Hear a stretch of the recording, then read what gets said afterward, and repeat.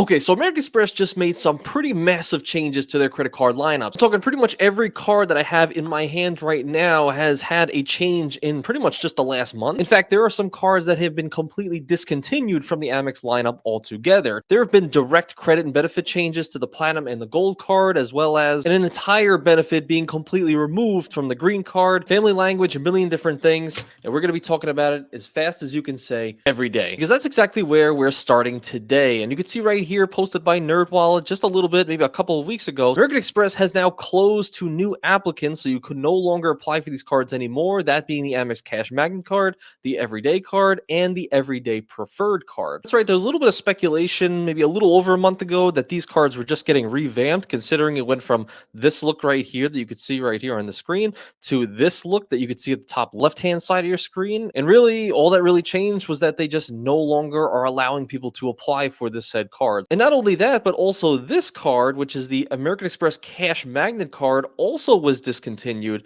from the public, so you no longer can apply for those said three cards any longer. And if you're one of those folks that were daring enough to actually apply for the Cash Magnet card, the Everyday or Everyday Preferred, well, now, congratulations, you now have a museum piece, and the bidding starts at $50. But to be honest, most of these cards weren't really necessarily worth it for most people. They were just pretty much easy ways to have no annual fee cards, get a foothold into American Express, like the Cash Magnet card giving you 1.5% cash back on all purchases, much like a Chase Freedom Unlimited card, or the Amex Everyday card, which also was a no annual fee card. But what a lot of people found valuable in this card was that even though it only earned like 2 points per dollar spent at US supermarkets, 6,000 per year, $2 on travel purchases, etc., it earned in Amex membership award points, some MR points, much like your Amex Platinums, your Golds, and your Greens. So it was a good way for people to what's considered anchor, which means really what this is good for is if, say, you have 100,000 membership award points with Amex and you have a Platinum card, and that's your only membership award point earning card.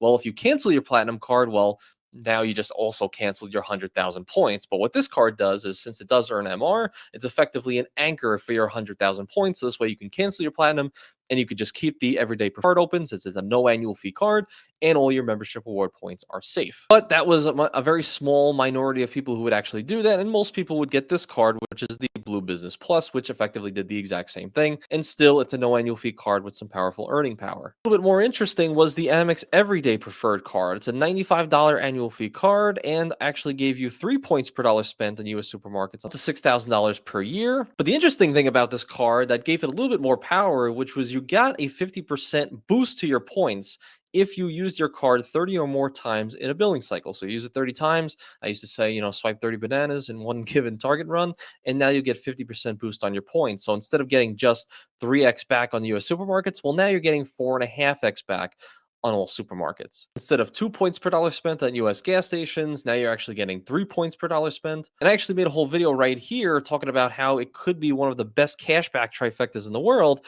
if you were to use those multipliers in conjunction with the Charles Schwab card, which allowed you to cash out at 1.1 cents per point. So that 4.5 times earning rate on groceries, like we just mentioned with that boost, now is effectively a cash out of 4.95% on all of your grocery spend, of course, up to $6,000 per year, which I thought was fairly interesting. Now, before we move on to the next point, I noticed something here that I thought was interesting, and maybe you guys would find interesting too. But this Reddit user was saying, "Oh, everything's gone now. You can't apply for these cards anymore." Okay, cool. But this person said something interesting here in American Express's general plan and what he theorizes is their plan going forward. He says that the main reason that these cards have been discontinued is because they are making a big push into people opening up checking accounts with Amex. Amex Banking is making a big push in 2025. They know lots of people simply open up the Amex every day just to store their MR, which is what we talked about earlier. And if you want a no annual fee option to store your MR, now you will have to open up a checking account outside of opening the Blue Business Plus, like we also mentioned earlier, which he theorizes might also be discontinued next year, which is very, very interesting. So I don't know what you guys think about that, but something to know nonetheless. Now, moving on, we'll come to the next card here, and the next biggest change that we saw out in Amex land, which was for the Amex Green card. Now, this is a card that offers a lot of different benefits. Some people love it for the category spend, travel, transit, dining, etc., or the 199 Clear Plus. But one of the other benefits that most people tout, which you actually can no longer find on the main page. Look at this. You can hit every single tab and you can't find it. Do you guys know, you guys at home, you know which benefit I'm talking about that you can no longer see anymore? I'll give you a second as I'm swiping through. Let me know down below. Say it out loud for me. Which benefit do we no longer see on the main page here? Well, I'll show you. What we're looking for can only be found on this button here, offer and benefit terms. Scroll down a little bit and you can see it right in bold lettering, $100 LoungeBuddy credit. Ah, we finally found it. So effective January 13th, 2025, so about, I guess, 3 months from now, the $100 LoungeBuddy credit will no longer be available. Now, this was also on the back of, I think maybe 6 months ago or something like that, it being removed from the language on the website. And a lot of people thought it was just going to be scrapped altogether, which it looks like it actually is. In case any of you were really wondering, this benefit was only available in the Amex Green Card. You're not eligible on the traditional green cards, which is this one, right? So it's not eligible on that one, in case you guys were really confused about that. So I thought that was pretty interesting, because this was at least what a lot of people mentioned online, a big value for people on getting the Amex Green Card in the first place. It just at least helped a little bit more offset that annual fee. But for the most part, if you've ever had an Amex Green Card, anybody you talk to who's had an Amex Green Card, most people never actually used it. Me personally, I never used LoungeBuddy, because honestly, I think like everyone else, I had the Platinum card in conjunction with the Green Card, so there was no need for me to have to pay for lounge access when the Amex Platinum card pretty much had me covered anywhere I ever went. Of course, not true for everybody, and it could be very valuable. So if you're somebody who still wants to use this benefit before January, all you have to do is go on loungebuddy.com. They have an app for it as well, but you can go on it right here. You click on this, and it shows you a bunch of different airports, and you could view all of them, but we'll just look at these just here. So if you're going to go to John F. Kennedy International Airport, you can see which ones you could book online with your Amex Green Card. So this way you can get your credit back. And you can see right here, like, oh, the Prime Class Lounge or the Turkish Airlines Lounge, which is from $49 per traveler. So maybe we want to click on this one. You could select the dates that you intend on going to this lounge whenever you plan on flying in.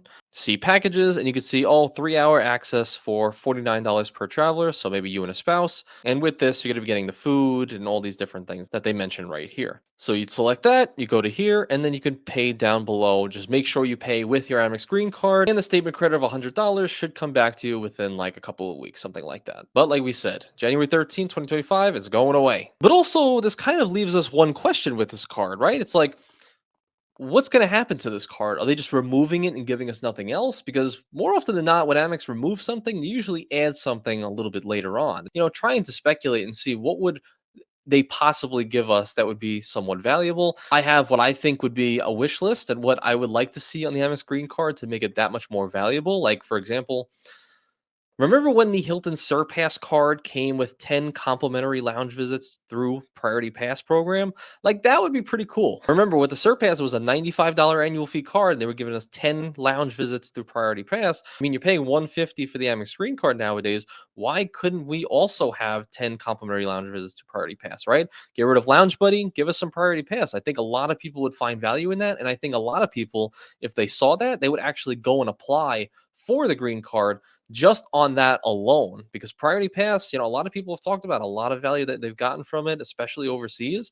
And if you couple that with your 199 clear credit, you're basically justifying that annual fee for most people, I think, going forward. Of course, you do the math on your multipliers and see if all of that makes sense for you as well. But just something to think about, just my 2 cents, something to think about. What do you guys think down below? What would you like to see on the Amex Green Card for it to be worth it to you? Next change right here, we talked about a little bit earlier on the Platinum and the Gold card, which is changes to the Uber Cash benefits. So a lot of people, when this first came out about a month ago, were kind of confused about it. But, for those of you who are still unfamiliar with what the changes actually were. So for those of you who don't know, when you have a Platinum or a Gold card, with American Express, you'll be getting $10, $15 every single month towards your Uber Cash stack. So it goes into your Uber Cash, and you could use that to pay for things. Now, up until this point, you were able to use your Uber Cash, but pay with any card that you wanted. So, for example, if I wanted to use like my $25 in Uber Cash that I got between these two cards, I theoretically can use that $25. And if it was like a $30 meal, I could pay the rest of it with my VentureX card, something like that. That is very possible. And that's what a lot of people did. And maybe they would use it in conjunction with like a Saver One card and get, percentages back on that purchase. Also in conjunction with like getting 10% back through Uber Eats through their complimentary Uber One membership. Starting November 8th, which is just a couple of weeks away, you'll now be required, so mandatory, to use an Amex card as your payment method at checkout in order to be able to use your Uber Cash in your account. So no matter what, if you're using your Uber Cash, you have to use an Amex card at checkout. You can't use any other card. Also, what they mention here, which I was considering, not much of a big deal because I always use my Amex Gold card when ordering Uber Eats and using the cash because either or, you're still getting 4 points per dollar spent on dining at restaurants. So you're still getting your Uber Cash and you're still using your Forex back. So for those of you who might still be confused about all of it, basically, so if you have Uber Cash and you want to use that, you got to pay at checkout with the Amex card. Can't pay with any other card if you want to use the Uber Cash. So I hope that clears things up. Now, the next thing that I wasn't necessarily going to bring up, but because I saw so many comments across so many videos of people still asking about family language and how that relates to you and getting Amex cards and whether or not you're eligible for welcome offers, I figured let's just do a quick run through on the updated family language between all Amex cards to see which path you should take for applying for cards in the right order just based on the family language. So we'll do this real quick and we'll do it all together. So firstly, the Amex Platinum card. If you're unfamiliar with how to actually find the family language, you essentially just click on the card, you go to offer benefits and terms, and you scroll down to the first text where it says offer terms. And it says it right here. You may not be eligible to receive a welcome offer if you have had or have had the Platinum card before, the Charles Schwab Platinum, or the Morgan Stanley Platinum, or previous versions of these assortment of cards. So if you've had any of those three cards, you will no longer be eligible for the welcome offer on the Platinum card. Okay, cool. So that's pretty clear. Now let's go back to the Amex Green card. Let's see what this one says. Here is where most people kind of get a little bit tripped up. So if you look right here, right below where it says offer terms on the green card, again, you may not be eligible to receive a welcome offer if you have had this card, the green card. You had the Platinum, the Morgan Stanley Platinum, the Schwab Platinum, and also the Amex Gold card or previous versions of these cards. That will make you ineligible. So essentially, if you've had the Platinum card or the Gold card, you are no longer eligible for the Amex Green card. And in similar fashion with the Gold card, same exact thing. If you've had the Premier Awards Gold card, which is like the 2018 and prior version, the Platinum card, and again, the same Schwab, Morgan Stanley, if you've had any of those cards, you will no longer eligible for the Gold card. So what does this essentially tell us? It basically tells us is we have to climb the ladder in one way. That means green card first, get the welcome offer. Move on up and apply for the Gold card, get that welcome offer up the ladder. And then lastly, Platinum card and get that welcome offer. And in that order, if you do it out of order, you're essentially losing out on each welcome offer below whatever card you get. So if you get the Platinum card first, you no longer can get a welcome offer on the Gold and the Green. That's just how it works. That's just how it is. So next is the Hilton Honors Amex cards. Let's see if they have any family language right now. So this is on the no annual fee first version of the Hilton card. So it says you may not be eligible to receive a welcome offer if you've had or had previous versions of this card. And that's pretty much it. So there's no welcome offer, no family language restrictions to this card, none for the Surpass card, and just to be safe, nothing on the Aspire card as well. So there's no current family language on the Hilton cards as it stands, but as a general rule, and how I've been saying it for the past year, if you are going to go for Hilton cards, I still think you should start with the no annual fee, then Surpass, then Aspire, because the family language can come out of nowhere and at any time. If you're caught in the middle, you're now foregoing your Surpass and your no annual fee Hilton card welcome offers. Again, if they change it, I just think it's better to be safe than sorry. All right, next let's look at the Delta cards. Let's see if there's any changes here. So if we go to the no annual fee for the first year Delta Gold card, let's see right here. And oh man, it looks like we do have some restrictions on the Delta cards. This is why we always have to check. So you may not be eligible for the welcome offer if you've had the Delta Sky Miles Platinum card, or the Delta Sky Miles Reserve card. Essentially, as we just said earlier, if you get the Reserve first, you're foregoing the Platinum and the Gold